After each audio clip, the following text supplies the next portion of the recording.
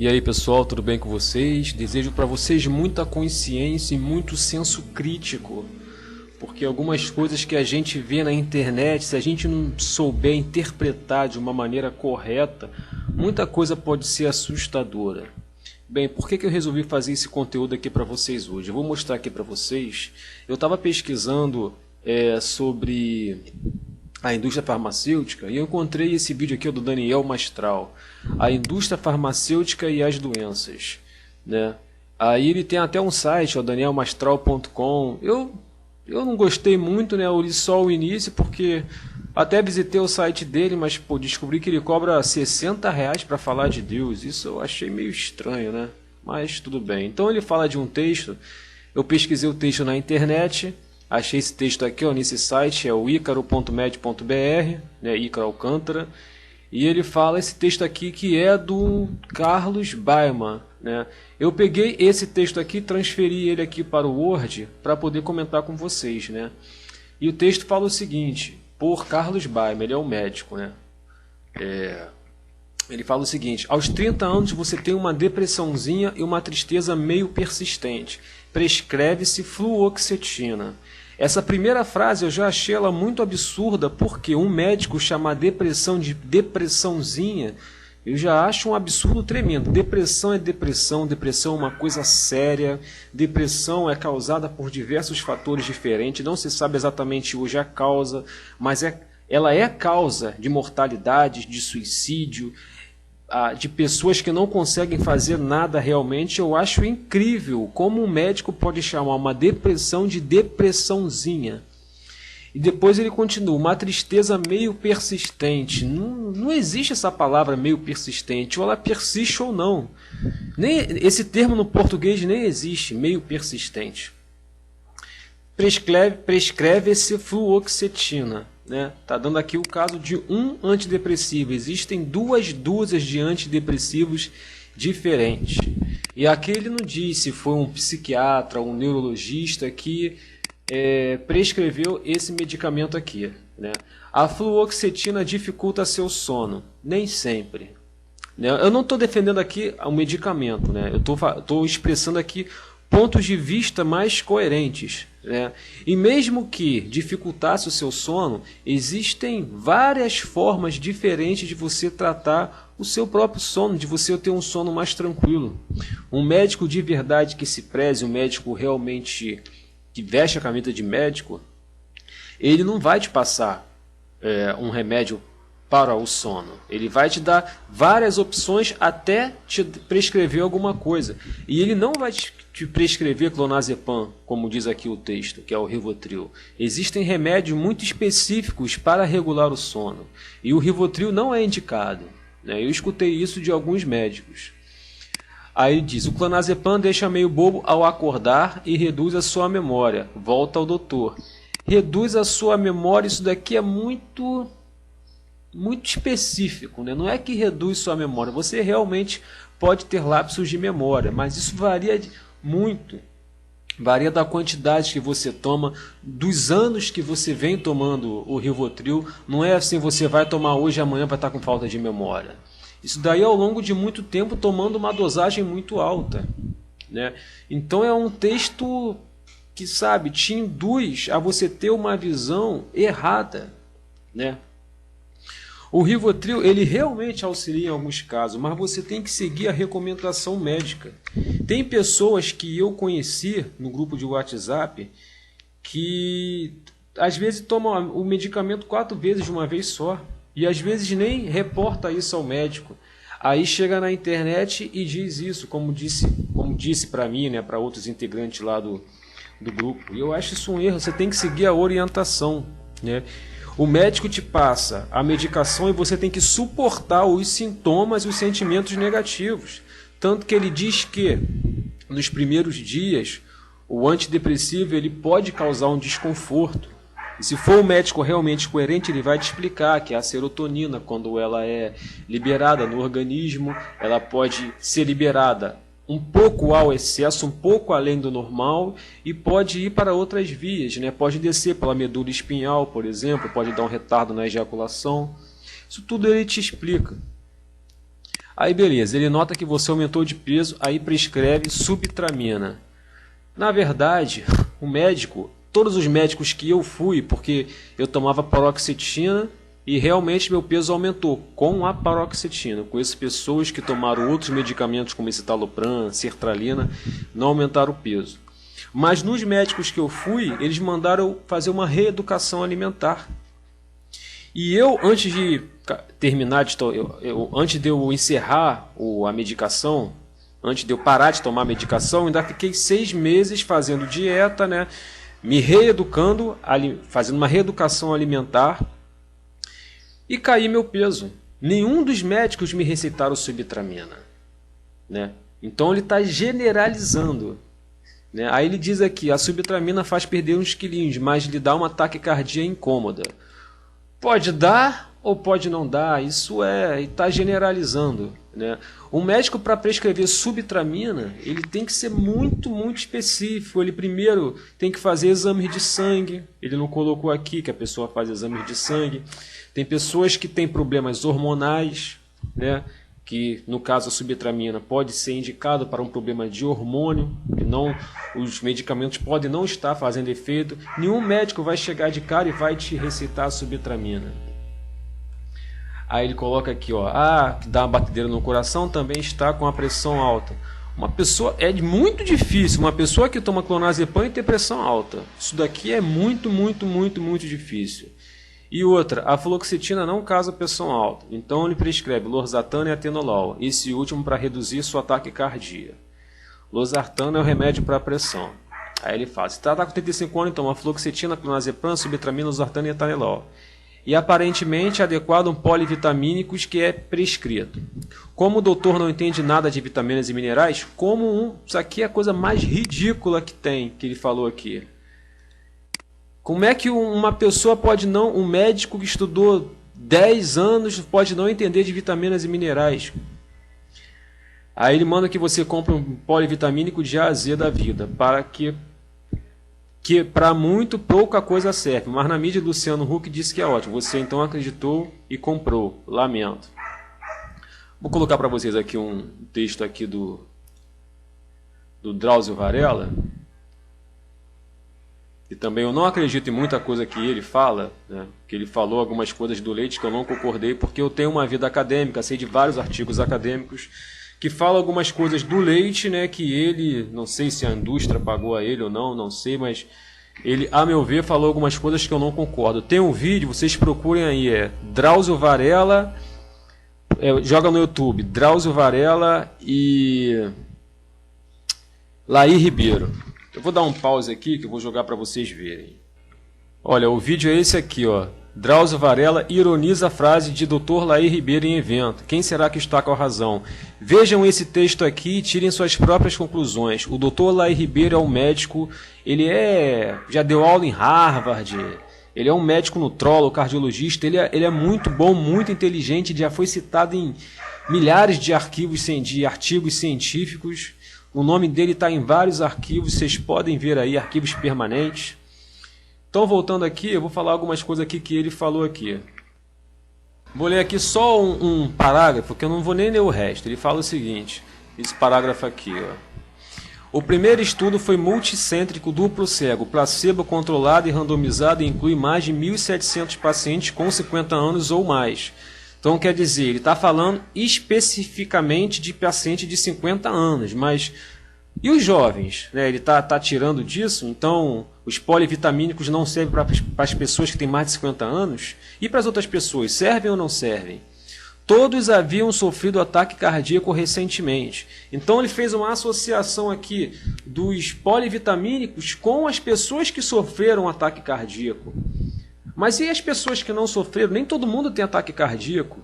Então ele generaliza aqui, ó, suplementos vitamínicos importantes ou perigosos.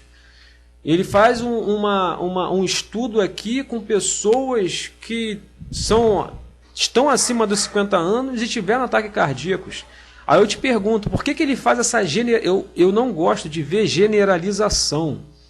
E para as outras pessoas não é importante, a gente sabe. o risco que causa a falta da vitamina C. Os portugueses, quando eles vieram colonizar o Brasil, muitos deles morriam por quê? Por falta de vitamina C. Aí ele fala uma coisa aqui que realmente vai contra o que ele mesmo está falando. Ele tira uma conclusão. Adultos bem nutridos não precisam de suplementos vitamínicos. Mas ele não estava falando de pessoas com mais de 50 anos? Adulto, para mim, é acima de 21 anos. Então, que relação que ele está fazendo aí que eu não entendi? Além de não haver benefícios claros em seu consumo, eles podem fazer mal e não devem ser usados para tratar doenças crônicas. Mas o que tem a ver adultos bem nutridos com doenças crônicas? Ele faz aqui relações completamente erradas. Ele fala adultos bem nutridos, então adultos bem nutridos são pessoas com doenças crônicas? Adultos bem nutridos são pessoas com 65 anos? Até aqui, 6 mil médicos com 65 anos. Então, o estudo foi com pessoas com mais de 65 anos, mas não foi com adultos bem nutridos. E esses com 65 anos têm doenças crônicas? Então é um artigo realmente fora da realidade. Então, quer dizer, ele está fazendo associações que, ao meu ver, não tem nenhum fundamento. Aí, voltando aqui um texto, diz: já se vão R$350 por mês. Pode pesar no orçamento. O dinheiro assim gasto em investimentos e lazer escorre para o ralo da indústria farmacêutica. O médico, ele é contra a indústria farmacêutica. Eu acho que ele é ortomolecular, se eu não me engano. Tem que pesquisar. Você começa a ficar nervoso, preocupado e ansioso. Mas você fica ansioso com clonazepam, isso é meio impossível, né? E preocupado e nervoso não tem nada a ver com a medicação. Pois as contas não batem no fim do mês. Você começa a sentir dor de estômago e azia. Seu intestino fica preso, vai ao doutor, ele prescreve o omeprazol, domperidona, mais laxante natural. Outra coisa, ele não vai te passar o omeprazol, ele vai te passar um exame, né? Vai ver o que você tem, se realmente você chegar nesse ponto. E vou fazer aqui uma outra relação também. Isso aqui, sentir dor de estômago e azia, isso daqui não tem.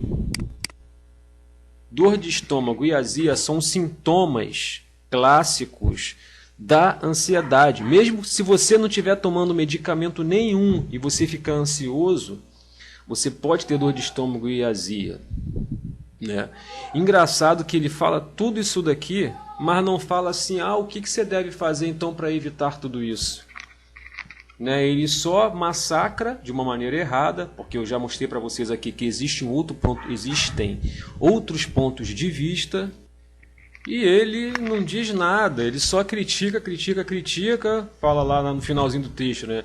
A indústria farmacêutica vai bem, obrigado, mas ainda anda com sua valiosa contribuição por anos ou décadas. E o senhor doutor? Bem, obrigado, graças à sua doença ou a doença plantada passo a passo em sua vida. A depressão, síndrome do pânico, transtorno de ansiedade, não é o médico que planta na sua vida.